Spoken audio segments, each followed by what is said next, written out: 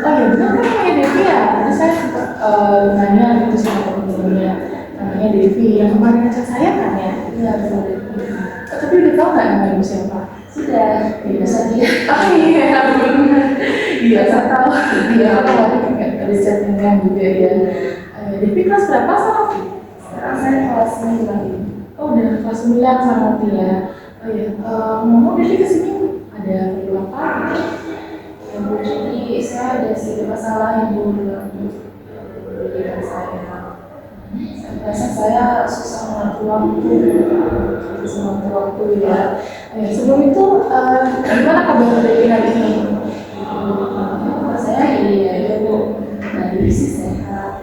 Tadi sebelum kesini juga sempat berhubungan dulu soal Ibu juga. Kalau namanya membahas tentang tugas, jadi saya nggak Tapi sebenarnya baik ini ya, kamu dari kumpul juga sama teman-temannya. Oke, habis kumpul sama teman, sekarang kamu ngapain sekarang habis selesai dari sini? saya ada kelas lagi sekali Bu. Selesai dari sini selesai. Oke, ini sebelumnya tapi kan kemarin bilang pertama kali ya kesini ya, belum pernah gitu ya melakukan sebelumnya. Oke, kalau Devi belum pernah melakukan konseling, itu jelasin dulu ya mengenai konseling dan apa yang kita lakukan saat konseling ini. Boleh? Ya, saat ini kita melaksanakan konseling Devi namanya. Devi ini sebagai konselingnya di sini. Dan konseling itu Devi bisa menceritakan permasalahan yang dihadapi. Nah, saya ini sebagai konselornya. Konselor di sini itu sebagai fasilitator untuk pelaksanaan proses konseling kita. Oke, selain itu juga selain menjadi konselor dan konseling, itu ada asas-asas yang kita akan gunakan pada proses konseling ini. Nah, asas pertama itu ada asas kerahasiaan, di mana jika Devi itu bercerita, tenang saja, semua cerita yang Devi ceritakan itu aman. Bahkan rekan-rekan kerja saya yang lain pun tidak tahu permasalahan yang dihadapi. Jadi semuanya dirahasiakan, hanya kita berdua aja. Santai aja ya berceritanya. Oke, selanjutnya itu ada asas keterbukaan. Asas keterbukaan ini Devi itu bisa menceritakan permasalahan yang Devi hadapi. Nah, karena jika Devi memiliki permasalahan yang dihadapi, itu bisa lebih terbuka lagi. Tapi pada saat penyampaian permasalahan, jangan ragu, ceritakan apa saja yang Devi ingin ceritakan, permasalahan yang dihadapi, santai saja. Bahasanya mungkin bisa lebih santai ya, biar Devi juga tidak terlalu tertekan atau takut untuk menceritakan masalah. Ini mengenai pendidikan Devi juga ya. Oke, selain itu asas yang terakhir itu asas kesukarelaan. Nah, asas kesukarelaan itu dimana Devi bersedia langsung hadir. Kayak kemarin ya, kan Devi langsung chat saya itu tanpa ada teman-teman atau paksaan dari orang lain untuk Devi mengikuti konseling, untuk Devi ngechat saya. Itu kan Devi sudah masuk lebih ke asas kesukarelaan. Oke, jadi itu untuk penjelasan saya mengenai konselor serta asas-asas yang akan kita gunakan. Gimana nanti sudah paham tidak apa yang saya sampaikan? Saya sudah paham apa yang Saya harap Devi bisa memahami ya. Nah, sebelum kita melaksanakan konseling ini, kan saya sudah menyampaikan tadi mengenai asas-asas dan peran kita masing-masing. Ada selanjutnya kontrak waktu yang kita akan melakukan. Nah, kontrak waktu ini supaya tidak melebar untuk pelaksanaan konselingnya, ada kontrak waktu, yaitu kita bisa melaksanakan konseling selama 15 atau 20 menit. Nah, jadi gimana sekarang? Berapa menit bisa melaksanakan konseling? menurut saya sih bisa sebagai komunikasi. Jadi sampai 20 menit ya, yang maksimalnya aja 20 menit. Soalnya bentar ada kelas juga kan ya? Iya benar. Baik, karena kita sepakati untuk pelaksanaan konseling hari ini itu selama kurang lebih 20 menit untuk pelaksanaan konseling hari ini. Nanti Devi bisa menceritakan permasalahan permasalahannya. Sudah nyaman duduknya? Sudah.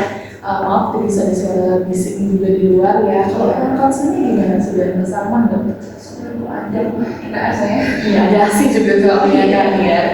Oke, baik, karena kita sudah menuju ke waktunya, bisa sekarang lebih ceritakan apa yang sedang dilakukan. Jadi seperti yang saya katakan, kalau saya itu susah mengatur waktu dulu. Jadi beberapa belakangan ini saya sering susah untuk lepas dari kategori beberapa kali itu kalau saya buat tugas terus ada HP di samping saya, ini saya langsung terdistrak gitu. Jadi saya langsung scroll HP tanpa melihat waktu, jadi kena berjam-jam sampai mata itu rasanya lemas. Tapi kenapa saya tuh susah lepas dari HP seperti itu. Jadi awalnya ini membuat tugas, awalnya justru saya kasih main scroll HP di sosmed seperti itu. Kadang saya berusaha untuk tidak menaruh HP di samping saya, tapi karena susah saya masuk dan saya cari HP saya di mana Oke, baik. Saya paham ya apa yang kamu sampaikan itu. Tapi kamu itu sulit mengatur waktu ya, sulit mengatur waktu. Kalau lihat HP langsung pengen, aduh main HP aja ya, mati tugasnya gitu ya. Oke, saya paham itu. Karena kan kita sekarang udah masuk ke teknologi juga ya, nih. Kan kamu sudah paham kayak kamu dengar saya. Sekarang kan ada Gen Z dan milenialnya gitu ya. Sekarang udah pasti sudah sering main handphone. Terhadap saya juga kasih kan udah suka yang apa ya, drama Cina kan sama sekarang yang kayak gitu ya.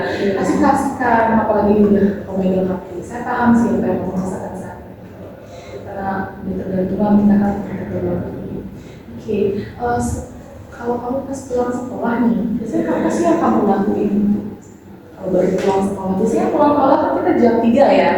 Nah jam 3 tuh otomatis berarti di jam selanjutnya pasti udah sore gitu kan. Biasanya kamu apa yang kamu lakukan? Biasanya kalau pulang dari sekolah itu terus juga kalau saya pas saya akan tidur, tapi kalau saya masih ada keluarga karena saya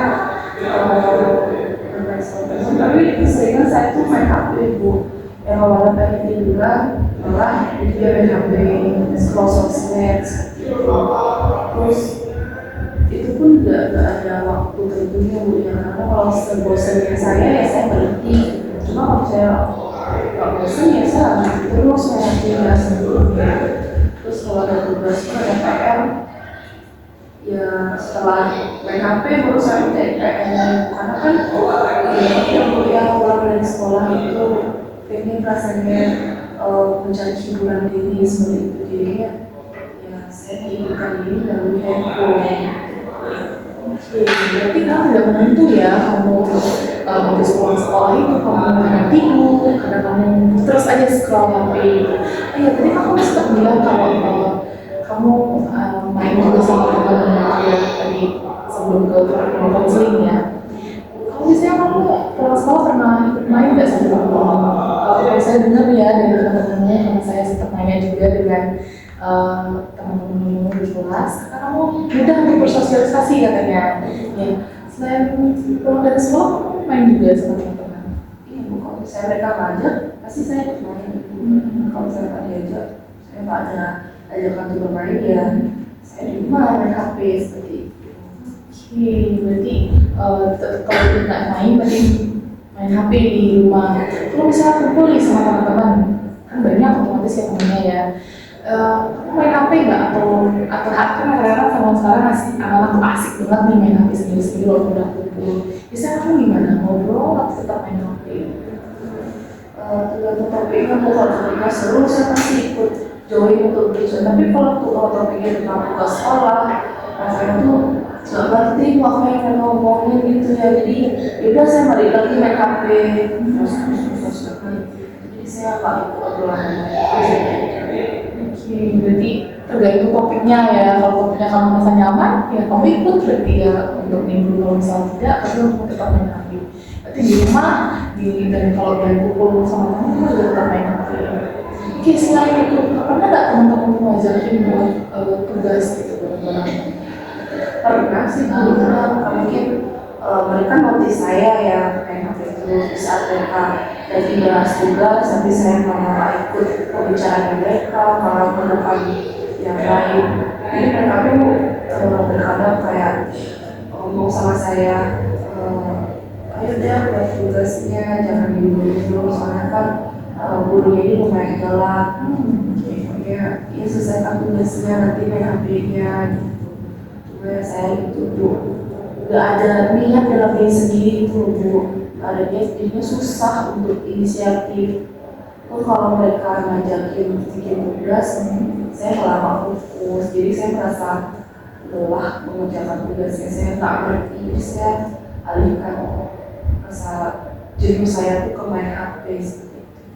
Oke, berarti sebenarnya teman kamu tuh ngajakin kamu juga buat tugas, cuma kadang-kadang kamu merasa diri sendiri kayak gimana sih, buatnya nanti aja gitu, jadi nggak.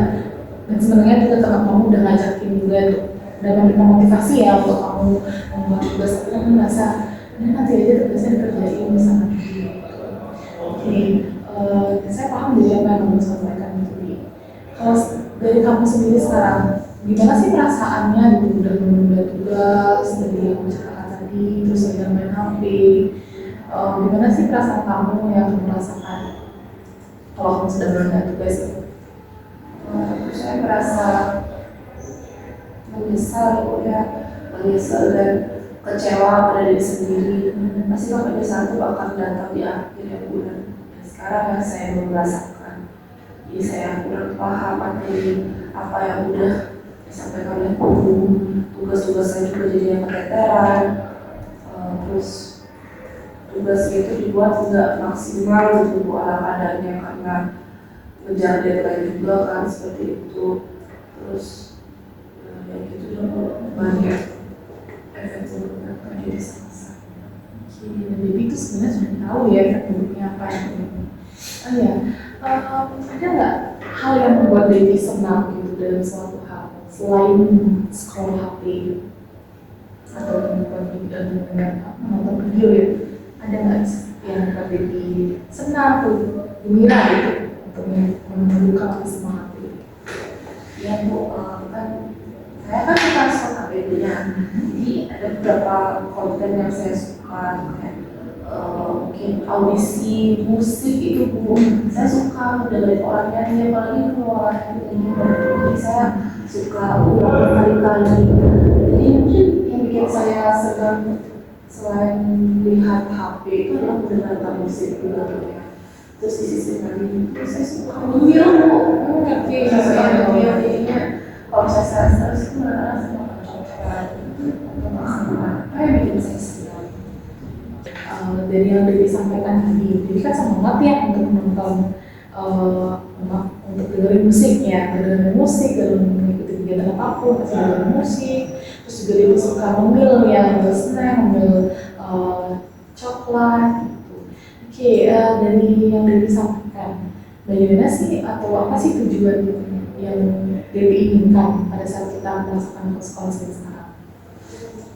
Yang saya harapin dari saya datang ke ini, saya ingin masalah saya itu selesai. Udah sejujurnya saya udah bingung gitu gimana sih caranya untuk lepas dari kebiasaan seperti ini.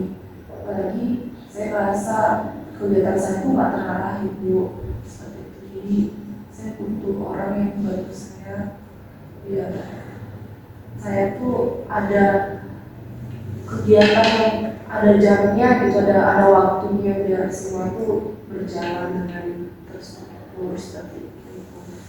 Dan saya juga ingin apa namanya ya bisa mengontrol diri biar terus-terusan nggak lihat HP. Cuma saya nggak tahu gimana caranya. Oke, saya paham ya. Jadi tujuan kita masalah konseling ini tentunya Devi ingin lebih baik lagi ya. Dari yang Devi sampaikan tadi mengenai permasalahannya, sebenarnya Devi itu memiliki rasa tanggung jawab dalam melakukan tugas karena kan masih rasa takut ya untuk tidak mengerjakan tugas. Sebenarnya Devi punya rasa itu, cuma masih ada rasa sedikit nanti saja gitu, ada sedikit rasa malasnya untuk mengerjakan tugasnya. Oke, Depi ingin sebenarnya membuat hal yang lebih tersusun lagi dalam mengerjakan tugas, mengumpulkan tugas dengan tepat waktu dan tidak lagi menggunakan handphone dengan sembarang waktu jadinya. Dan kalau menurut Depi sendiri, saya tanya sekarang, kalau menurut Depi sendiri ada nggak hal yang membuat Depi itu bisa lebih terkontrol lagi atau Depi sebelumnya sudah membuat jadwal untuk mengajukan tugas untuk bermain HP-nya itu kapan? Ada? Belum, saya belum ada jadwal seperti itu. Ini hanya sejalan aja dan sepinginnya saya aja kapan waktunya saya buat tugas. Kalau saya pengen sekarang saya buat, kalau enggak saya main HP. Jadi kalau saya merasa puas main HP, baru saya kerjain tugas. Jadi semaunya Devinya aja berarti ya. Oke, berarti untuk saat ini bisa nggak Devi untuk menjadwalkan ke depannya? Devi itu pengennya seperti apa? Pulang sekolah itu Devi harus melakukan apa? Setelah pulang sekolah mungkin Devi mengerjakan apa? Bisa nggak Devi sampaikan itu? Saya selalu punya rencana, masa susah sekali untuk merealisasikan itu. Kan saya membangun prepare lagi sekolah, pulang dari sekolah itu kan benar sore ya Bu. Karena saya tahu saya akan kecapean, jadi saya hanya istirahat dulu sebentar, 15-20 menit. Setelahnya baru saya mungkin main HP sebentar aja gitu secukupnya. Terus ada tugas saya ingin selesaikan sebelum waktu malam, terus itu saya ingin tugas dulu. Terus istirahat sebentar untuk saya mandi, makan, setelahnya kalau sudah saya lanjut lagi bikin PR. Nanti kalau sudah selesai semua di jam awal itu yang ada malam, kalau saya masih belum tidur, nanti saya akan tetap main HP lagi. Ya kan, karena kan saya juga pengen hiburan ya Bu ya. Saya masih tetap ingin mendapatkan hiburan saya yaitu main HP. Jadi setelah BKP kalau apa namanya Setelah main HP, saya belum gitu apa nih? Santai aja ya. Jadi setelah saya mungkin merasa puas main HP, sebisa mungkin saya usahakan sebelum jam 9 saya akan tidur. Besokannya itu mata terbuka dengan segar. Jadi saya ada beberapa untuk sekolah karena selama ini juga saya kan main HP itu sampai lupa malam ya. Besok itu bangunnya merasa kayak capek banget, nggak ada rasa semangat sama sekali untuk makan. Jadi itu juga salah satu tujuan saya juga. Iya, itu sudah bagus nih. Jadi tujuan yang kamu buat itu sudah, atau dari rencana yang kamu buat itu sudah bagus sekali, sudah ada inisiatif yang misalnya untuk membuat jadwal. Namun untuk konsistensinya masih atau semangat dirinya masih kurang ya dia. Kamu bisa itu menerapkan jadwal rencana yang kamu buat itu. Dengan caranya kamu menulis itu di notes, ada sticky notes kamu tahu itu. Kamu tuliskan hari ini saya harus ngapain. Kamu bisa tempel itu di kamar kamu atau di tempat belajar kamu. Kamu bisa tempel itu supaya kamu mengingat, oke, pulang sekolah saya seperti ini, sebelum saya seperti ini, dan tidak saja segini saya sudah mengerjakan tugas. Atau tidak, selain kamu misalnya malas untuk menulis, kamu bisa buat di HP. Ada notes di HP itu, kamu bisa ke sana supaya kamu lebih konsisten lagi dan semangat ingat jadwal saya seperti ini saat ini. Kemudian itu kamu juga bisa mengingatkan menggunakan alarm gitu. Dan di alarm itu kan juga ada notesnya, oh hari ini saya sini, hari ini saya sini, supaya kamu konsisten dan terampil lagi dalam memiliki rencana atau jadwal yang kamu buat. Gimana nih, sudah paham? Ya, paham Bu. Oke, saya bisa konsisten untuk menyebutkan jadwal atau inisiatif mengenai rencana yang kamu sudah buat gitu ya.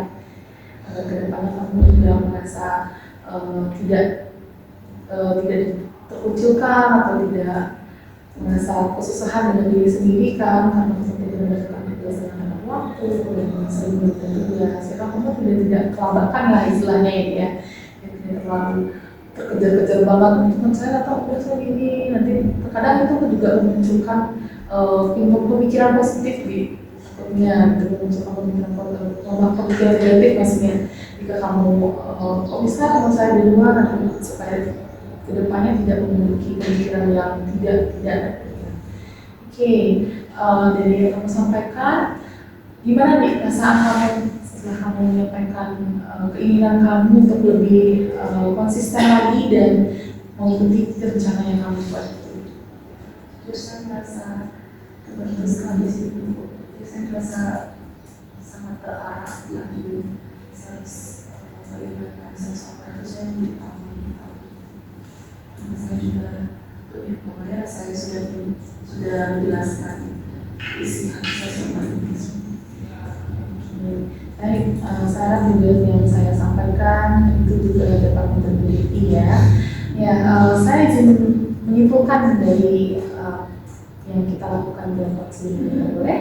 Oke. Dan konseling ini juga tadi kan, Debbie mengalami permasalahan mengenai kesulitan dalam mengatur waktu, mengerjakan tugas dan mengumpulkan tugas. Sebetulnya dari yang saya lihat atau dari yang saya lihat dan saya dengarkan itu Debbie sebenarnya banyak mempunyai teman dan mudah dalam bersosialisasi, namun karena keengganan Debbie untuk menanyakan mengenai tugas, jadi itu sedikit menjadi kendala bagi Debbie gitu ya.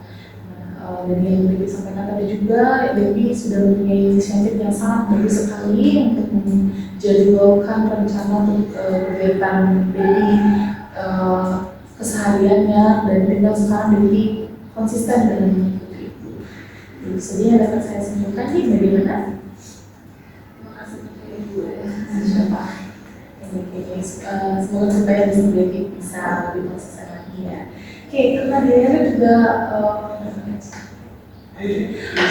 menunjukkan 20 menit ya dalam kita melaksanakan konseling, karena biasanya ada yang ditanyakan dulu sebelum itu. Tidak ada. Karena juga sudah lihat dia juga sudah 20 menit ya kita melaksanakan konseling. Kita bisa akhiri konseling ini ya. Semoga kamu juga lebih lega lagi dan untuk depannya tidak bisa berjalan memendam permasalahan sebelumnya. Baik, sekian dari konseling hari ini. Mohon maaf apabila saya ada kesalahan kata maupun ucapan saya yang kurang berkenan ya. Debbie, karena ada kelas sekarang ya, bisa diberikan. Terima kasih, Debbie. Ya, selamat makan ya.